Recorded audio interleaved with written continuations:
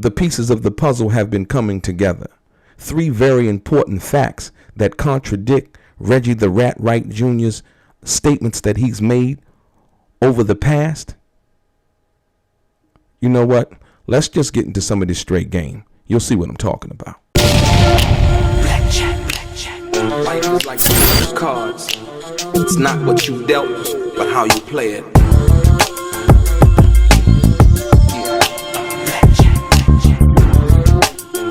Play each situation correctly. I remember they used to laugh at a brother. Welcome back, guys. Welcome back. It's your boy DELRAY Richardson, platinum artist, platinum songwriter, Straight Game TV. Thank you for tuning in. I appreciate your time. Do me a favor, hit the thumbs up button notification, as it helps the content reach more potential subscribers, as well as the people who are already subscribed to the channel. Also, subscribe to the channel yourself if you haven't already, and tell a friend. What I'd like to always mention is the fact that if this is your first time viewing the channel and you would like to be one of the first people notified when I drop some of this straight game, please do me a favor and hit the bell notification button right below this video. I'm going to get right into it. Ladies and gentlemen, there's been a lot of blatant misinformation given out in regards to the night in Las Vegas, right? And the purveyor of that information, or the person who's been responsible for that information, is the person who bears the brunt of most of the responsibility involving the death of Tupac Shakur, and he goes by the name of Reginald the Rat Wright Jr. I'm going to get into some facts. There was an interview that Reggie the Rat Jr. Did on Vlad TV, and in that interview he was asked about the night in Vegas, and in regards to in which he wasn't at the casino. Let's be clear, he wasn't at the casino that night when it happened, but Frank Alexander was. And for some odd reason, Frank was asked a question in regards to what had happened. Was there an incident that I don't think he probably just didn't recall if it was an incident. The way the question was actually posed to him was there an altercation incident or something like that in regards to Tupac, in regards to before they actually, reached before the shooting, or should I say before the fight, and that and Frank had basically said no in so many words. But when he was questioned again, he asked the investigator asked him the question again. Now, mind you, Reggie the Rat Wright Jr. has been going around saying that somehow, some way, that nobody whispered in Tupac's ear, if you will, right? And I'm going to read to you the statement in which Frank Alexander gave to the investigators when they questioned him. And this is just for factional and truthful reasons why I'm doing this. Check this out. And basically the question was, the investigator said, okay, I'm going to go through the statement and then we'll get into some other subject matters. A couple of questions in particular I had asked you prior to this occurring, meaning the shooting. Were there any problems that arose in which Mr. Shakur was involved? At that time, you said no. You have a different answer to that now. And Frank answered yes. That answer is yes. And the investigator asked him, what causes you to say yes? What did happen that you recall?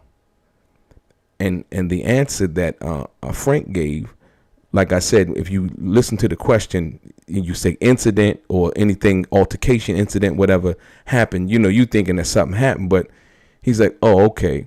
And it came to him. He said, and the answer is the incident at the MGM that had happened after the fight, after we had left the Grand Garden Arena, there was a gentleman that came over to Tupac and whispered in his ear. What that was, I have no idea. But they whispered in, the guy whispered in his ear, and Tupac took off immediately, and he ran, basically, right? Now, let's get into that. Reggie the Rat Wright Jr. has basically been running around telling people that nobody never whispered in Tupac's ear. It was a conversation among some people that Tupac overheard, right? And the question is, why would he say something like that? He wasn't even there for it. This is what somebody had allegedly told him from that perspective, if you will. But Frank Alexander was there.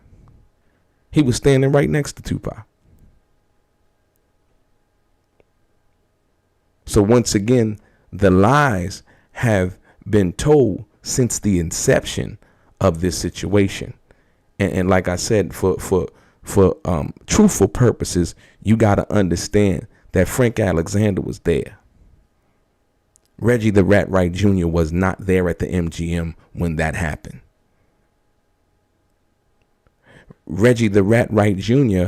was actually supposed to be at the fight because he's admitted that he had a ticket to the fight, but came up with some kind of excuse by saying that he had something more important to do than go to the fight on a Saturday night at approximately 9:30 at night.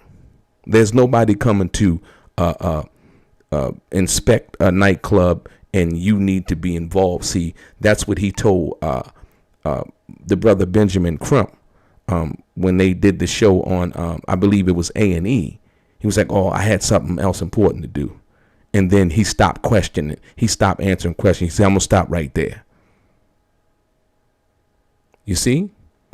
So that lie right there that he's been running around telling, we know for a fact it's not true. Frank said it out of his own mouth, what he saw. And I can understand how he would get the question mixed up based on it being an altercation before the shooting and asking, and then he remembering, oh, okay, was there anything that happened prior to that, from that perspective? And then he goes into this situation, and remembering like, yo, somebody came over and whispered something in Tupac's ear and he took off, right? So that dispels that myth, that lie that Reginald, the Rat Wright Jr. has been running around telling. And let me get into another one. So, and the question, this is very interesting right here, because this part right here gets into the when you talk about going through and somebody lying and having somebody lie and then the crazy part about this is there was a guy that asked Reggie in regards to why would he have asked Frank lie about the chain snatching, right? And so I had to do a little research. And so you have to understand this is very important, because as you can see in this statement in which Reggie the Rat Wright Jr. had came out and told the guy when he asked the question, he said that he was trying to protect Tupac and stop him from going to jail. That's an outright lie based on the fact of what happened in regards to that situation. Here's the question to Frank. Has anybody since September 7th told you what to tell the police about the murder investigation of Tupac? The answer: the only thing I was told was the incident that started the fight at the MGM Grand was because Orlando Anderson, which I did not know who he was at that time, tried to snatch Tupac's chain as we were entering the MGM Grand. That was the only thing I was told to say that I knew wasn't true when we arrived at the MGM that night, September 7th. The investigator said, that's a false story. And Frank says, yes, that story is false, right? And so, well, who would ask him to do such a thing like that, right? Who would do that? Let's get into this. Check this out now. Remember what Reggie the Rat Wright Jr. told the guy on the question thing when he asked him about that. He said it was about Tupac. But listen to this. He said the investigator asked Frank, he said, I'd like to point out at this time that particular conversation during the revocation, the defense was telling the prosecution that your statement about that episode was false. So they're telling you to say this, yet they came right back around and passed that on to say that that was false. Why would they do that? And here's the reason why. And Frank answered the investigator. He said the reason why, and this was at the revocation, what they mean is Suge Knight's revocation hearing when they're trying to revoke his probation or parole that he was, his probation that he was on. They were trying to, and they wanted Frank to testify. And Frank comes out and he says, the reason why they said that is because the night that I was tricked into going to Mr. Wright's office, Reggie the Rat Wright Jr.'s office. I explained to Reginald Wright Jr. what was told to me, and that I would not get on the stand and lie and testify to that being correct. This is why they never called me to the stand after subpoenaing me. So in this one thing, he told the guy that asked him on the chat line, right? He told him one thing, that it was about Tupac. He lied. He continues to lie over and over and over again. But for here, we see what Frank basically said. It was based on Suge's revocation hearing. But the lie was preposterous. Like what?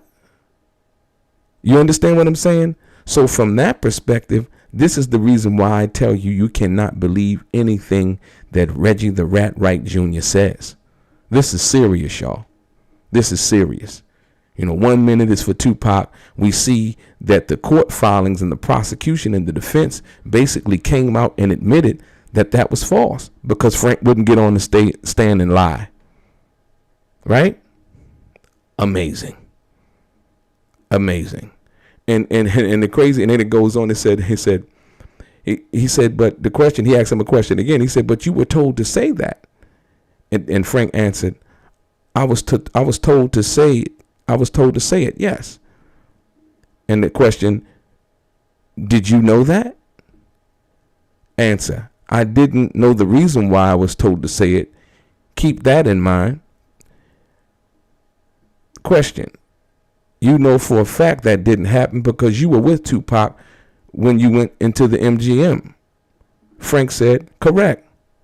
Question, and you know there ain't no chain snatcher. And Frank said, correct. Do y'all see what I'm saying? Do y'all see what I'm saying? And so I understand why people would come to all of the conclusions that they've come to. You understand what I mean? And like I said, once again, Suge Knight had nothing to do with the murder of Tupac Shakur. Absolutely, positively nothing. Suge wanted Tupac protected at all costs. If I can put it into words, Tupac was Suge Knight's golden goose, if you will, from that perspective. You understand what I'm saying? And so, and there was another lie that's been told. And what I like about this one is the fact that when Frank mentions this, he not only says it, but he gives a particular date, if you will, in regards to what he's about to say. And he said, and this is so funny. He said, Reggie has been running around trying to discredit Frank, you know, and the reason why he does that is so that basically the information and the statements that Frank has made, he can basically say that, you know, well, Frank don't know, you know, he wasn't around. He wasn't Tupac's main bodyguard and so on and so forth. Right. Once again, that is an outright lie. And the reason I understand that is because when Frank was asked the question, right? Frank was asked the question. And this is serious. He said, you were the main bodyguard for Tupac. And Frank answered, I was Tupac's main bodyguard. I was requested by Tupac to be his main bodyguard. Question, that night and or for a period of time before? And Frank answers, no, this happened at the March fight. I believe it was March 16th when he fought Frank Bruno, meaning Mike Tyson, right? That's when I got the news that I was to be Tupac's main bodyguard at his request. This is March of 1996. Do you understand what I'm saying? You don't remember dates, times, and places if you lying. Once again, Reggie the Rat Wright Jr. has been trying to discredit Frank Alexander even after his death. But Frank left enough information for us to basically compare the lie and the truth. And the truth is that Frank Alexander was 100. He was 100. He had no reason to lie. Period. And as we've seen, we've caught Reggie the Rat Wright Jr. and his complicit partner, Gullible John, in numerous lies, petty lies, what they call unsolicited lies. But the truth will be exposed, as it consistently and constantly has been. So, like I said, I had to bring this to you to contrast the lies that Reggie has been telling with this truth right here. And like I said, once again, when you go over the facts and you understand it, you'll start to be able to put the pieces together yourself. I told you that's why Tupac and Suge were allowed to be shot that night in Vegas. It was because of Reggie the Rat Wright Jr.'s negligence, him pulling the security off of Tupac, him mad because he had gotten fired, and him being in his feelings made it impossible for him to do his job. As we've seen numerous times, he's gotten into his feelings on this YouTube platform. So much so, after I released that video that I released that they fraudulently copyright claimed me for, right? He did that because it was the truth. And I put those puzzles, those pieces of the puzzle together to show it that it was him and his negligence and his anger and his jealousy and his bitterness also at Tupac's and Suge Knight's relationship. Absolutely. When you really pay attention. Your boy DELRAY, straight game.